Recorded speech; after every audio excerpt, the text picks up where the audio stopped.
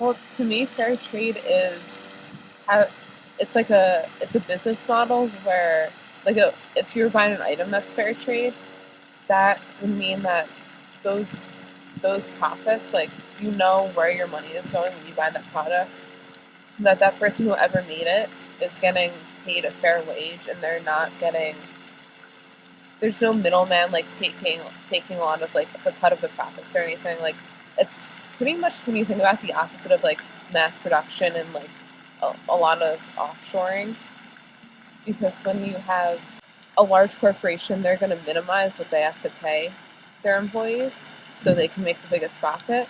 But fair trade, their whole goal is the opposite of that, and a lot of times it ends up in more developing countries, and a lot of times it often actually affects women because women there's not as many opportunities to make a living for themselves. So if they can learn some sort of trade and handicraft and get paid like paid reasonably well for that. I know today it's hard to if if I buy this book, for example, no, you don't really think about where it's come from because everything's so global now, and we're just kind of so detached. You see something in the store and you're like, oh, I like that, I buy it, I want to buy it, but you don't realize that every time you buy something, you're basically supporting that company or that organization or that institution that made that product. So if you buy a shirt from a company that uses sweatshops and doesn't treat their workers well, you're basically supporting that company and affirming that that's what that you're promoting that. But if you buy something that's fair trade, for example, you're directly you're directly supporting that individual. In a lot of times, it is a developing country. I don't want to generalize, but you're supporting that individual and make a living for themselves. Fair trade doesn't work unless people buy the items, even though it is very ethical. You still need to make sales, like in any sort of business.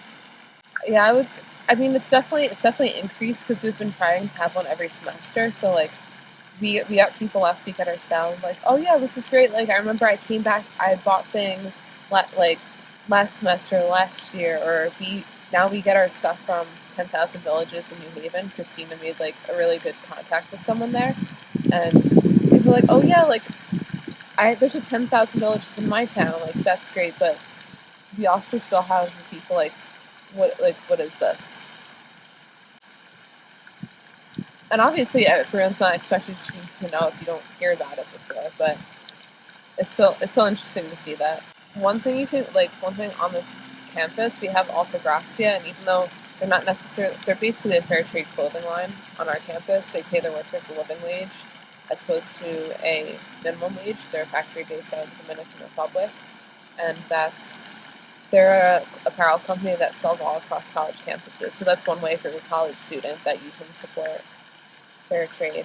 Another big way to support is seeing if you can buy fair trade coffee and chocolate. I know those are two of like the biggest items that people associate with fair trade, but I mean, unfortunately, a lot of different like Starbucks say they don't necessarily like have the fair trade seal like different companies, but they say they say they get it from an ethical source, which is kind of hard to know.